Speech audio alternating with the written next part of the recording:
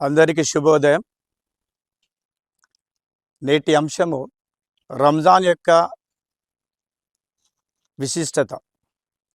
ముస్లిం సోదరులు జరుపుకునేటువంటి రెండు పండుగల లోపల రమదాన్ ఒకటి. అంటే దీనికన్నా ముందు ఇస్లాం అంటే ఏమిటి, ఇస్లాం ఏ మూల స్తంభాలపై నిలబడి ఉందో దాని గురించి ఒక చిన్న వివరణ మీకు ఇస్తాను. ఇస్లాము 5 పిల్లర్స్ పైన స్థాపితమై ఉంది. ఇస్లాం అంటేనంటే అంకితం. ఇస్లాం అరబిక్ నుంచి వచ్చింది. ఇస్లాం అంటేనంటే తనకు తాను దేవుడి వైపు అంకితం కావడం. ఇస్లాం లోపల ఉన్నటువంటి మొదటి మూల స్తంభము కలిమా. కలిమా అంటేనంటే లా ఇలాహా ఇల్లల్లాహు ముహమ్మదుర్ రసూలిల్లా అని చెప్పేసి ఈ పఠించిన తర్వాత అతడు విశ్వాసిగా ఇస్లాం మతం లోపలికి వచ్చేస్తాడు. ఆ తర్వాత అతనిపై కొన్ని బాధ్యతలు పెరుగుతాయి. మొదటిది నమాజ్ చేయడం. నమాజ్ అంటేనంటే 5 సమయాలు, ఉదయం ఫజర్ అంటేనంటే 5 గంటల సమయంలో చేసేటువంటి నమాజ్ ప్రార్థన. రెండవది మధ్యాహ్నం 1 గంటకు చేసేటువంటి ప్రార్థనని జోహర్ అంటారు. అదేవిధంగా మూడవ నమాజ్ను అసర్, అది 5 గంటల సమయం లోపల. మగ్రిబ్ అంటేనంటే 6 గంటల 30 నిమిషాలకు చేసేటువంటి నమాజ్. ఆ తర్వాత చివరిది ఇషా. ఇషా అంటేనంటే రాత్రి 7:30 నుంచి 8 గంటలలో చేసేటువంటి ప్రార్థన, దాని నమాజ్ అని చెప్పేసి అరబిక్ లోపల పిలుస్తారు. మొదటిది కలిమా, రెండవది నమాజ్, మూడవది రోజా. ఏదైతే రంజాన్ పండుగ లోపల అందరూ కూడా ముస్లిం సోదరులు జరుపుకునేటువంటి రంజాన్లో ప్రధానమైనటువంటిది రోజా. ఈ రోజాను ఒక నెల, ఒక మాసం అంతా కూడా చేస్తారు. 30 రోజులు, కొన్ని సందర్భాల లోపల 29 రోజులు కూడా వస్తాయి. ఇస్లాం ఎప్పుడు కూడా చంద్రమానాన్ని అనుసరించి నడుస్తుంది. హిందూ సోదరులందరూ కూడా సూర్యమానాన్ని అనుసరిస్తే, ఇస్లాము చంద్రమానాన్ని అనుసరించి వాళ్ళు పాటిస్తారు. నెలవంకని చూసిన తర్వాత రంజాన్లో ఉపవాసం మొదలవుతుంది. 4 గంటల పల్లె వాళ్ళు భోజనం చేసుకోవాలి. ఆ తర్వాత మరి దాన్నే సహర్ అంటారు. ఉదయం తీసుకునేటువంటి ఆహారాన్ని సహర్ అంటారు. ఆ తర్వాత 6:30 గంటలకు, 6:40 నిమిషాలకు, లేదా కొన్ని సందర్భాల్లో 7 గంటలకు కూడా ఆ దీక్ష విరమణ జరుగుతుంది. దాన్నే ఇఫ్తార్ అంటారు. ఈ విధంగా 30 రోజులు చాలా దీక్షతో, అకుఠిత దీక్షతో ముస్లిం సోదరులు ఉపవాస దీక్షను పాటిస్తారు. ఉపవాస దీక్ష లోపల వాళ్ళు పాటించవలసిన అంశాలు చాలా ఉంటాయి. తన దృష్టి నుండి కూడా చెడును చూడకుండా, మరల్చుకోకుండా చూసుకుంటూ ఉండాలి. తన నోటి నుండి ఎలాంటి చెడు మాటలు మాట్లాడవద్దు, ఎలాంటి చెడు వినవద్దు. తన చేతి నుండి ఏ చెడు పని చేయొద్దు. తన కాళ్ళ నుంచి అంటే నడిచి చెడు వైపుకు నడవద్దు. ఇవన్నీ కూడా ఉపవాసంలో ఉంటాయి. ఉపవాసం అంటేనంటే ఆహారానికి దూరం ఉండడం ఉపవాసం కాదు.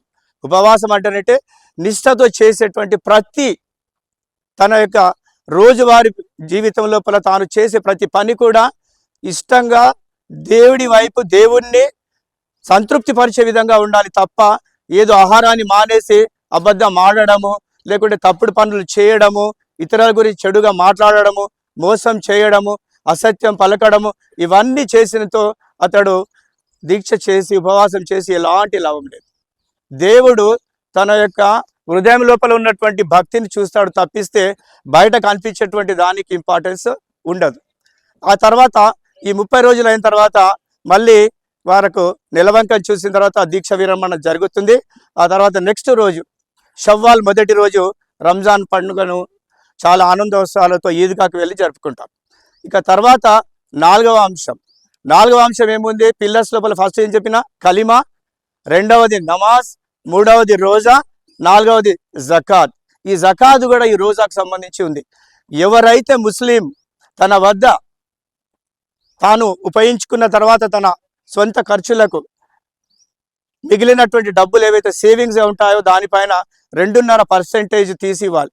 సపోజ్ ఎగ్జాంపుల్, అతడి వద్ద 1,00,000 రూపాయలు ఉన్నావనుకోండి, 2,500, 2,500 అతడు పేదలకు దానంగా ఇవ్వాలి. అది తన బాధ్యత, ఖచ్చితంగా పాటించాలి. అలా చెయ్యనిచ్చే దేవుడు అతని దగ్గర ఉన్నటువంటి డబ్బు ఏదైతే ఉందో దాన్ని అతడు న్యాయసమ్మతం అనేదిగా గుర్తించబడాడు, అతడు పాపిగా తయారైపోతాడు. అందుకే ఈ రంజాన్ నెల లోపల జకాత్ అనేటువంటిది కంపల్సరీగా పెట్టడం జరిగింది. మహమ్మద్ ప్రవక్త, చివరి ప్రవక్త ఎవరైతే ఉన్నారో ఇస్లాం లోపల, అతడిపైన ఈ అవతరించినటువంటి గ్రంథం ఖురాన్ అయితే ఏదైతే చదువుతారో పవిత్ర గ్రంథాన్ని ఈ 30 రోజుల లోపల రోజు ఒక పారాగా, 30 పారాలుగా దాన్ని డివైడ్ చేస్తే ఆ గ్రంథాన్ని ప్రతిరోజు ఒక పారాను వాళ్ళు పఠిస్తారు. అంటే దీంట్లోపల తరావీ నమాజ్ అనేది కూడా రంజాన్ నెల లోపల ప్రత్యేకత ఉంది. అది 8:30 గంటల నుంచి రాత్రి 10 గంటలకు 10 గంటల 15 నిమిషాలు 10:30 వరకు కూడా ఈ 2:30 గంటలు ప్రత్యేకమైనటువంటి ప్రార్థనలు ఉంటాయి. ఆ తర్వాత ఈ తరావీస్ లోపల 20 రకాతుల నమాజ్లు చేస్తారు. ఆ జకాత్ ఇవ్వడం విధిగా చేయాలి. ముస్లిం ఎవరైతే ఉంటారో తన యొక్క సంపాదన లోపల 2.5% పేదలకు ఇవ్వాల్సి ఉంటుంది. ప్రధానంగా పేదలు అంటారంటే తన కుటుంబ సభ్యుల్లో ఎవరైనా పేదలు ఉంటే, లేదా వాళ్ళ బంధువుల్లో పేదలు ఉంటే, లేదా ఇరుగు పొరుగు ఎవరైనా పేదలు ఉంటే వాళ్ళకు ప్రాధాన్యత ఇవ్వాల్సి ఉంటుంది. ఈ విధంగా 4వది అయిపోయింది. 5వది ఏదైతే మెయిన్ పిల్లర్ ఉందో హజ్. అంటే ఎవరైతేనంటే ధనవంతులుగా చేసేటువంటి సమర్థత ఉంటుందో, దేవుడు ఎవరికైతే ధనవంతుడుగా వాళ్ళకు డబ్బులు ఉంటాయో వాళ్ళు హజ్ యాత్ర చేయాలి. అంటే తన జీవిత కాలం లోపల తప్పనిసరిగా విధిగా ఒకసారి హజ్ యాత్ర చేయాల్సి ఉంటుంది. అయితే 2 అంశాలు పేదలకు లేదు.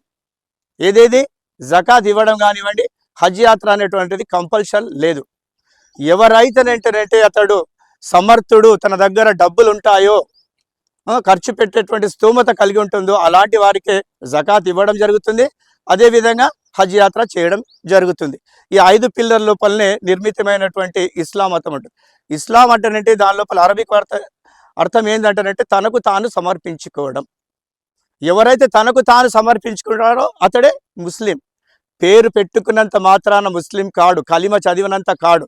ఎప్పుడైతే కలిమా చదువుతాడో నిష్ఠతో దానికి ఈ 5 అంశాలు ఏవైతే చెప్పినానో నమాజ్ విధిగా 5 పూటలు చేయాలి. అదేవిధంగా రంజాన్ నెల లోపల దీక్ష చేయాలి, ఉపవాసం ఉండాలి. ఆ తర్వాత పేదలకు డబ్బులు జకాత్ రూపంలో ఇవ్వాలి. చివరిది ఏముంది, హజ్ యాత్రకు వెళ్ళాలి. ఈ విధంగా ఎవరైతేనంటే చేస్తారో అతడు నిజమైనటువంటి విశ్వాసిగా ముస్లింగా పిలువబడతాడు. పేరుకు మాత్రము ఏదో అబ్దుల్లా అని చెప్పేసి ముఖ్తారాన్ని పెట్టుకున్నంత మాత్రాన ముస్లిం అనిపించుకోడు. ఎవరైతే ఈ విశిష్టను పాటిస్తారో, ఎవరైతే చేస్తారో వాళ్ళకే ఇస్లాం లోపల ప్రాధాన్యత ఇవ్వబడుతుంది. పేరు పెట్టుకొని నమాజ్ చదవకుండా, అబద్ధాలు చెప్పకుండా, ద్రోహం చేసుకుంటా ఇవన్నీ చేసినచో వాడు విశ్వాసి అనిపించుకోబడడు. ఈ అంశాలపై మనం అందరం కూడా అవగాహన కలిగి ఉండాలి. పరమత సహనంతో అల్లాహ్తో ప్రార్థించేది ఏమంటారంటే మా పాఠశాల విద్యార్థులకు సద్బుద్ధి ప్రసాదించాలని చెప్పేసి, అందరూ కూడా మంచిగా చదివి ఉత్తమ పరువులుగా ఎదగాలని చెప్పేసి ఈ సందర్భంగా అడ్వాన్స్గా మీకు అందరికీ ఈద్ ముబారక్ తెలియజేస్తూ నా ఈ చిరు ఉపన్యాసాన్ని ముగిస్తున్నాను. Thank you very much.